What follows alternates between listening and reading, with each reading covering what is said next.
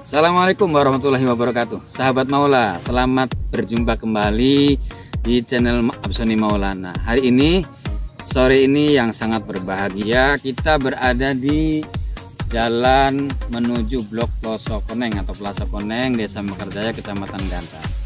Sahabat, memahami mengetahui potensi wilayah merupakan prasyarat bagi penyuluh agama dalam menentukan program kerja sekaligus kegiatan yang harus dilaksanakan dalam bimbingan dan penyuluhan agama. Hari ini saya memilih salah satu tempat, yaitu Blok Karanganyar, Plaza Koneng, Mekarjaya Gantar, untuk melakukan satu kajian layanan keagamaan di masyarakat. Blok Jatimulya ini merupakan blok yang sebetulnya sangat religius, tetapi perbandingan atau rasio antara jumlah penduduk dengan layanan keagamaan, baik sarana keagamaan, sarana ibadah maupun layanan pendidikan, itu masih belum seimbang. Jumlah populasi yang banyak itu kemudian menjadi pikiran sekaligus juga harapan bagi kami untuk melakukan layanan yang terbaik. Di antaranya adalah pembentukan majelis-majelis keilmuan, kegiatan-kegiatan keagamaan, sekaligus menggali potensi keberagamaan di Blok Jatimunggul, Plaza Koneng, Desa Mekarjaya, Kecamatan Gantar. Untuk itu, mari kita ikuti terus perjalanan riset dan serta program pelayanan binaan khusus bagi masyarakat Blok Jatimulya, Plaza Koneng, Desa Mekarjaya, Kecamatan Gantar. Ayo kita ikuti terus.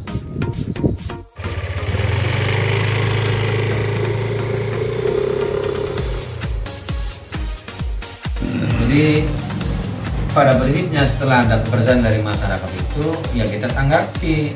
Nah, tadi saya ketengahkan model dan pola layanan apa yang kita berikan. Pertama sih kalau menurut saya tuh ya, kalau awal-awalnya kita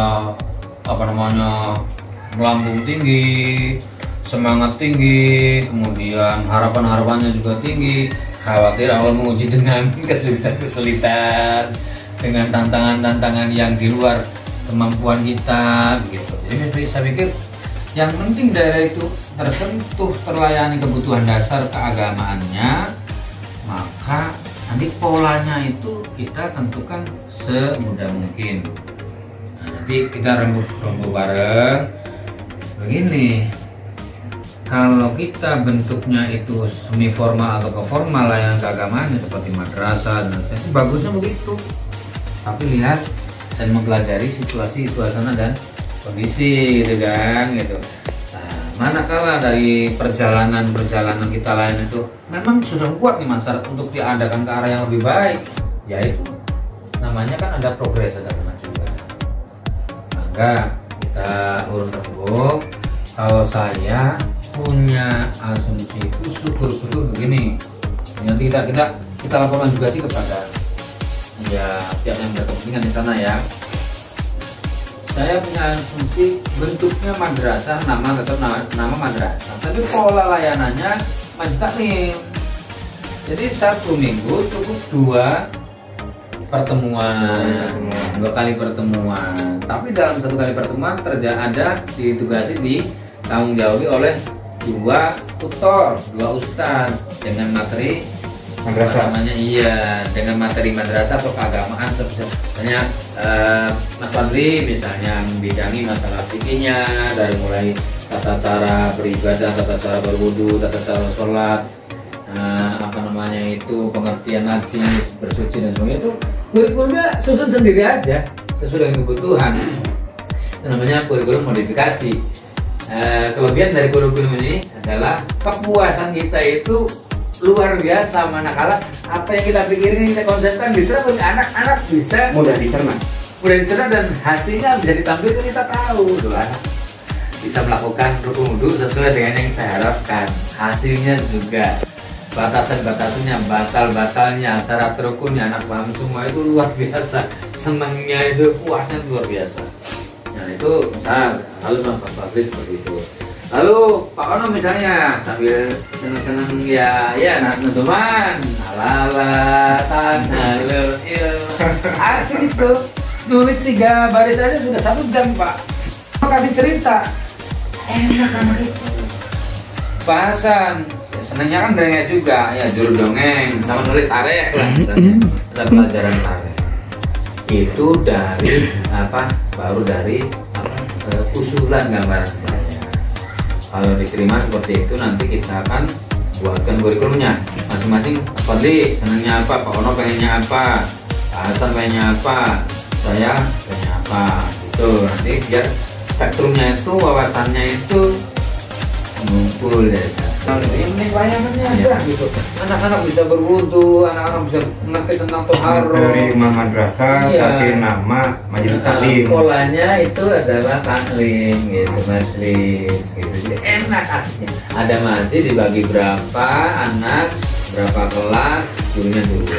Ngopinya tuh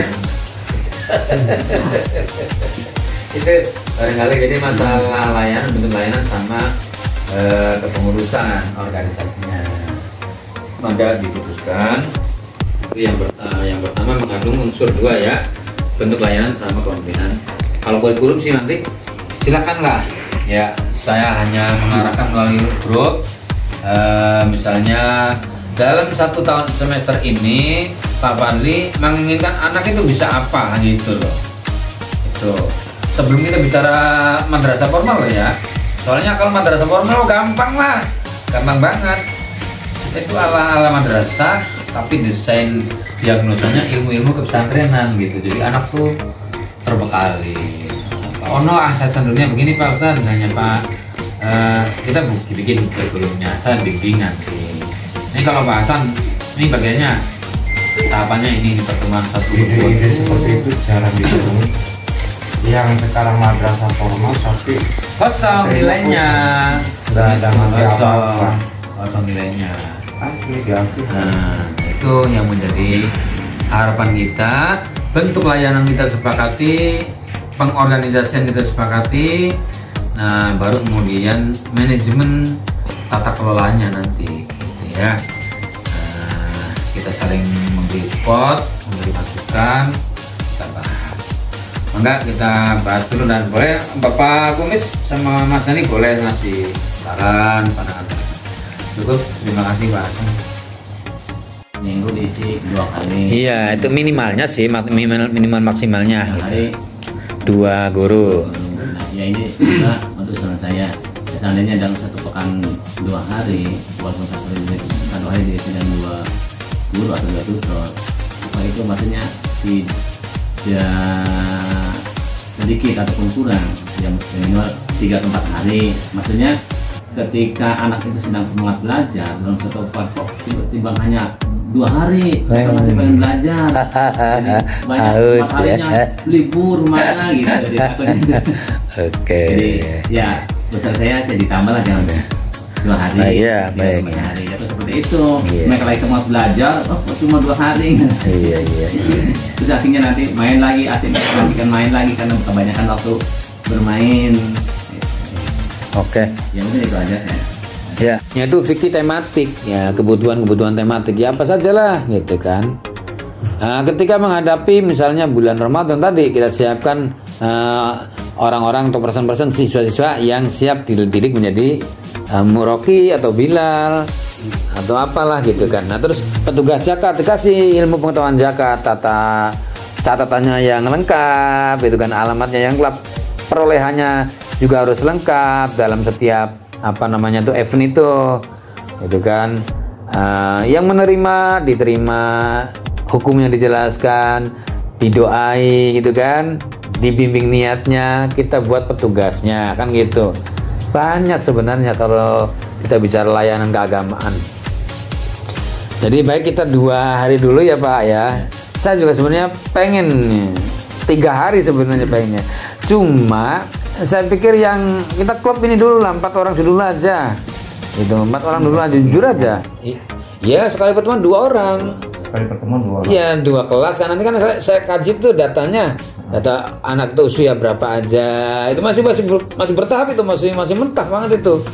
Nah, akan kita telusuri dulu gitu kan. Iya, gitu. Nah, itu juga nanti kan perlu bertemu dengan orang tua. Itu kan perlu bertemu dengan orang tua. Yang penting kita layanan dulu.